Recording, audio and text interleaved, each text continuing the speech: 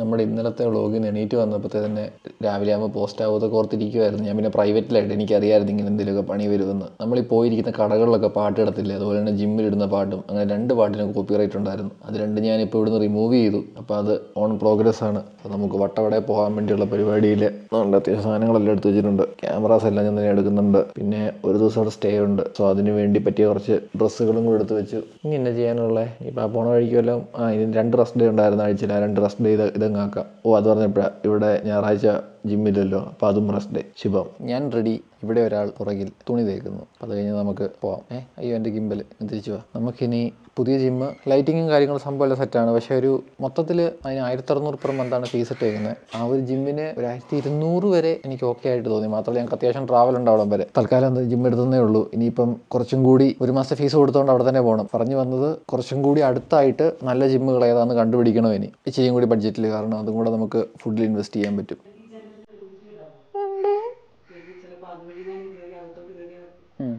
ടാറ്റാ.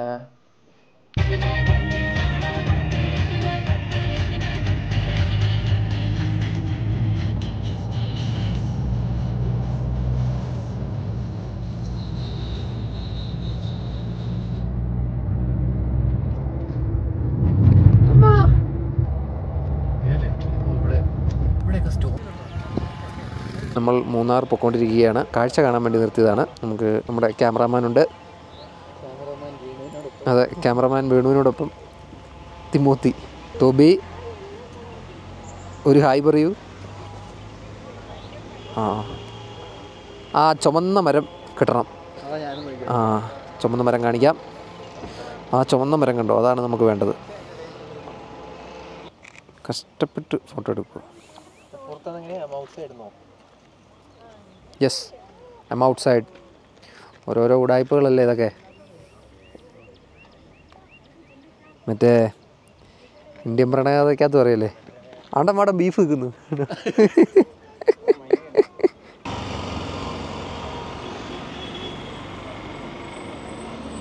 വാങ്ങിക്കോ.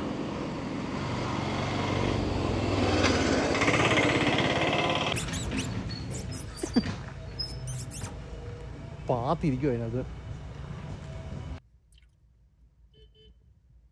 അതാ നോക്കൂ, പൂക്കൾ. അപ്പോൾ നമ്മളിപ്പം വട്ടവടയിൽ ഒരു സ്ഥലത്ത് വന്നത് ഞാൻ കാണിക്കാം. പക്ഷേ ഇപ്പോൾ സ്ട്രോബെറി ആയിട്ട് കാണാൻ പറ്റുമെന്ന് എനിക്കറിയത്തില്ല. ഇതിവിടെ സ്ട്രോബെറി ഫാമിങ്ങിൻ്റെ സ്ഥലമാണ്. സീസൺ ആയിട്ടില്ല.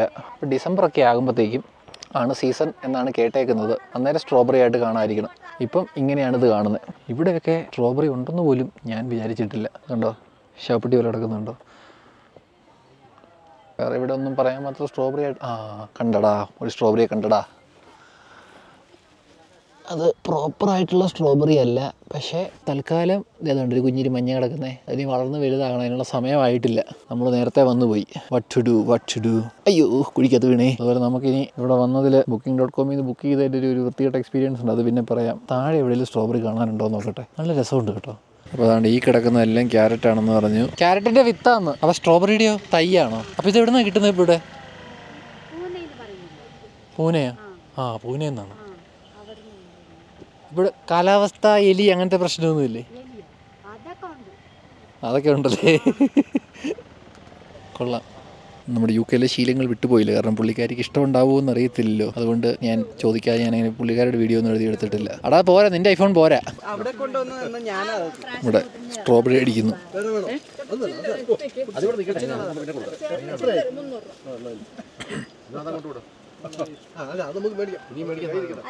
മോനെ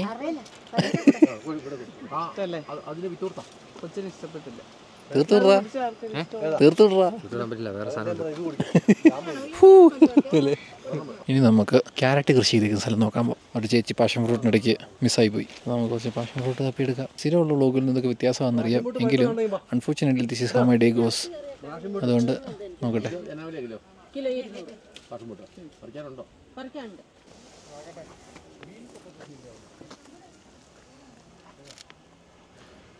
ഇനിയിപ്പോൾ പറിക്കേണ്ട കാര്യമില്ല. കുത്തി കഴിഞ്ഞിട്ട് പറയാവുള്ളൂ. പയ്യെ പയ്യെ പറഞ്ഞോണ്ട് ലൈവ് ആയിരിക്കണം.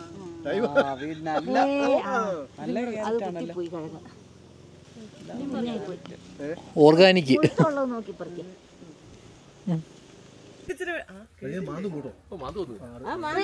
പിള്ളേരെന്നെ മാന്തിട്ട് ഞങ്ങൾ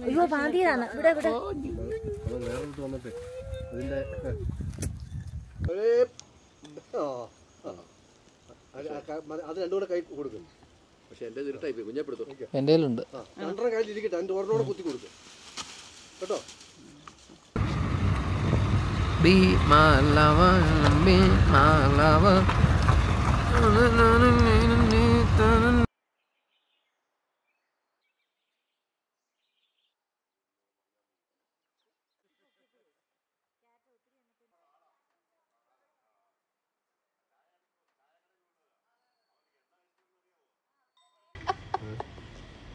അയ്യോ, അത് കൈക്ക് എന്തോ പറ്റിയിട്ടുണ്ടായിരുന്നു മുമ്പേ. കൈക്ക് വേദനയുണ്ടെങ്കിൽ അവൻ ഉപദ്രവിക്കും കേട്ടോ. അതിന് വേദന എടുത്താൽ സമ്മതിക്കും. Second day of Vattavada. ശരി, അതിൻ്റെ പേരൊന്നായിരുന്നു, ക്യാബേജ് ആയിരുന്നു, കോളിഫ്ലവർ ആയിരുന്നു. ആദ്യമായിട്ടാണ് ഞാൻ ഇതിൻ്റെ കൃഷി ചെയ്താണ്ട് ഇവിടെ ഇങ്ങനെ കാണുന്നത്. നേരത്തെ പറഞ്ഞ ഒരു second day of our Vattavada journey. ഇതിന് മുകളിലാണ്ട് റോപ്പൊക്കെ ഇട്ടേക്കുന്നു. എന്തോ പാഷൻ ഫ്രൂട്ട് കയറി പോകാൻ മാത്രമാണെന്ന് വിശ്വസിക്കുന്നു, അല്ലെങ്കിൽ നമുക്കും കയറി പോകാമായിരുന്നു. ഇനി ഇന്നിന് പരിപാടി അറിയത്തില്ല, പുറത്ത് പോകണം. നമ്മുടെ പ്രായക്കാർക്ക് അങ്ങനെ ഒത്തിരി ഫണ്ടെന്ന് പറയാൻ മാത്രം ഒത്തിരി സംഭവം ഇല്ല, അല്ലെങ്കിൽ നമ്മൾ ഒറ്റയ്ക്ക് പോകണം. എത്രയും പെട്ടെന്ന് തിരിച്ച് വീട്ടിലെത്തിയിട്ട് ഒരു പ്രോപ്പറായിട്ടൊരു ഡയറ്റ് സെറ്റ് ചെയ്യണം. എന്നിട്ട് എങ്ങനെയും പെട്ടെന്ന് തുടങ്ങണമെന്ന് ഞാൻ ആലോചിച്ചുകൊണ്ടിരിക്കുന്നു.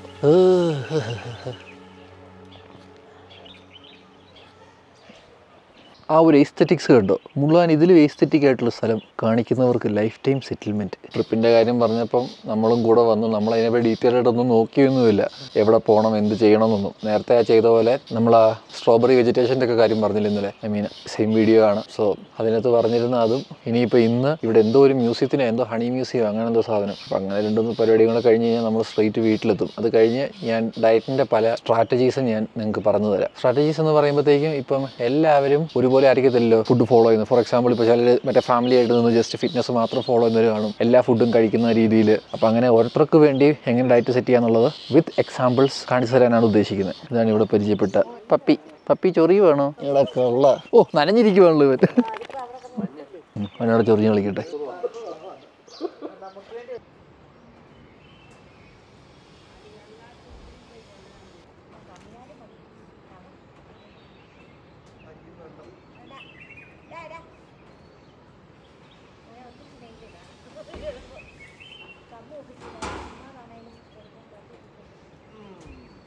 ഇതാണ് പപ്പിയുടെ കട. പപ്പി ഇവിടുന്ന് ലഡ്ഡു കഴിക്കും, ബ്രെഡ് കഴിക്കും. പപ്പിക്കുട്ടാ, പപ്പി. ആ മുന്നിൽ നിൽക്കുന്ന എൻ്റെ അച്ഛൻ, പുറകിൽ നിൽക്കുന്നത് എൻ്റെ കസിൻ്റെ അച്ഛൻ. ഇനി എടാ, എങ്കിലും ഞാൻ അവനെ പിന്നീട് കാണിക്കുമ്പോൾ ആർക്കെങ്കിലൊക്കെ മനസ്സിലാകണ്ടേ. ഈ വരുന്നത് എൻ്റെ അനിയൻ, അത് ഇനി മാറ്റിപ്പണ്ട, അത് ആൻറ്റി. അതിന് ബാക്കി നിൽക്കുന്ന എൻ്റെ മമ്മി. ഇത് എൻ്റെ ഏറ്റവും ഇളയ അനിയൻ, നിങ്ങൾ നേരത്തെ വ്ളോഗിൽ കണ്ടായിരുന്നല്ലോ.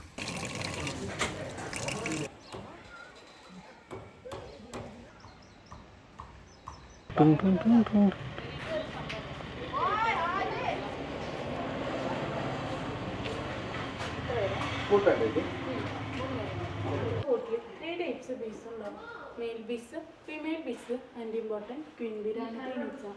ഈ ഫീമെയിലാണ് ഈ കൂടിനെ ഡെവലപ്പ് ചെയ്യുന്നത്. ഹണി പൂമ്പൊടിയൊക്കെ കളക്ട് ചെയ്യുന്നതൊക്കെ ഇതിൻ്റെ പണിയാണ്. അതെടുത്തുകൊണ്ട് പറഞ്ഞ ഹണി പൂമ്പൊടിയൊക്കെ കളിച്ച് തീർക്കലാണ് മെയിലിൻ്റെ പണി. കൂട്ടിൽ ഒരു മടിന്മാർ എന്നാണ് ഇവർ വിളിക്കുന്നത്. ഇത് റാണിയുമായി മേറ്റ് ചെയ്യുന്നത് കൂടി ഇത് ഡെത്താഹ്യം ചെയ്യുന്നത്. ഇത് റാണി തേനീച്ചയാണ്. ഒരു ദിവസത്തിൽ 2000 എഗ്ഗ് പ്രൊഡ്യൂസ് ചെയ്യാനുള്ള കപ്പാസിറ്റി അതിനുണ്ടാണ്. ഇല്ലാന്ന് ഈ ഫീമെയിൽ തോന്നുകയാണെങ്കിൽ ഈ ഫീമെയിൽ തന്നെ അവർ കൊണ്ടാണിട്ട് അവർ വേറെ കുഞ്ഞ് അവർ സെലക്ട് ചെയ്തെടുക്കും. അതെങ്ങനെയാണെന്ന് വെച്ചാൽ ഈ ഫീമെയിൽ ബീസിന് ഏറ്റവും പ്രായം കുറഞ്ഞ ബീസുണ്ട്, അഡൾട്ട് ബി. അവർ കൊമ്പിൽ ഒരു ദ്രാവകം ഉണ്ടാവും, അതാണ് റോയൽ ജെല്ലി. റാണി കഴിക്കുന്ന മെയിൻ ഫുഡ് റോയൽ ജെല്ലിയാണ്. അത് കഴിക്കുന്നതുകൊണ്ടാണ് അവർ 5 വർഷം ജീവിച്ചിരിക്കുന്നതും മറ്റ് പെനീച്ചിലായിട്ടുള്ള വലുപ്പം കൂടുതലാണ്. ആ റോയൽ ജെല്ലി നമുക്ക് കഴിക്കാം. നമ്മൾ കഴിക്കുന്നുണ്ട് യുവത്വം, ആരോഗ്യം, സൗന്ദര്യമൊക്കെ നിലനിർത്താൻ പറ്റും. ബ്രെയിൻ ഡെവലപ്മെൻറ്റിനൊക്കെ നല്ലതാണ്. ആ റോയൽ ജെല്ലി കൂട്ടിൽ നല്ല സ്ട്രോങ്നെസ്സിൽ നോക്കി ഫീഡ് ചെയ്ത് ഒരു 16 ദിവസം ആകുമ്പോൾ ഒരു എഗ്ഗ് പ്രൊഡ്യൂസ് ആവും. അങ്ങനെയാണ് അവരെപ്പോഴും മീനെ സെലക്ട് ചെയ്യുന്നത്. മെയിലിലെ ഫീമെയിൽ ലൈഫിലെന്ന് പറഞ്ഞാൽ 2 months ഉള്ളൂ. പ്രാണിക്ക് മാത്രമേ 5 years ആണ്. ശരിയാണോ കൺഫേം ചെയ്തത്? ഈ തേനീച്ചൊക്കെ നമ്മൾ അടുത്ത് വരുമ്പോൾ സൗണ്ട് കേൾക്കുന്നില്ലേ? ഞൊടിയെ തേനീച്ചയെന്നും ഇവ അറിയപ്പെടുന്നു.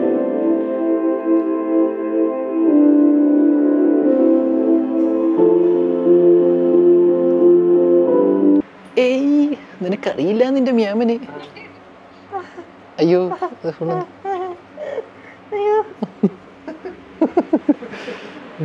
ഇപ്പം എന്താ പറഞ്ഞേ ഓൾഡ് സ്കൂൾ ഐറ്റം. ഒരെണ്ണേ ഉള്ളൂ, രണ്ടെണ്ണം അടിക്കായിരുന്നു. കുതിരഗുണ്ടകൾ നമ്മുടെ വണ്ടി ബ്ലോക്ക് ചെയ്തു. കഞ്ചാവാണെന്നാണ് തിമോത്തി പറയുന്നത്.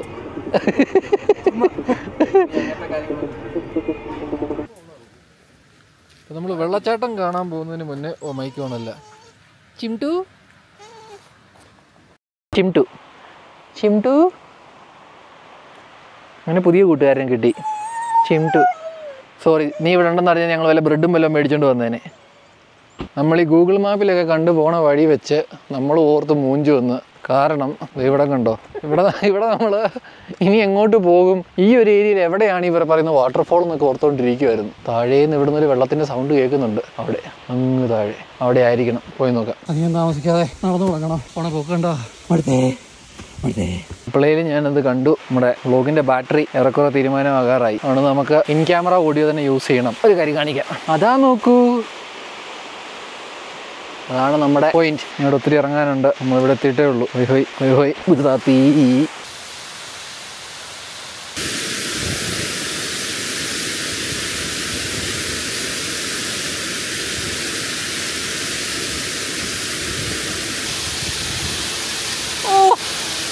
വിഷയം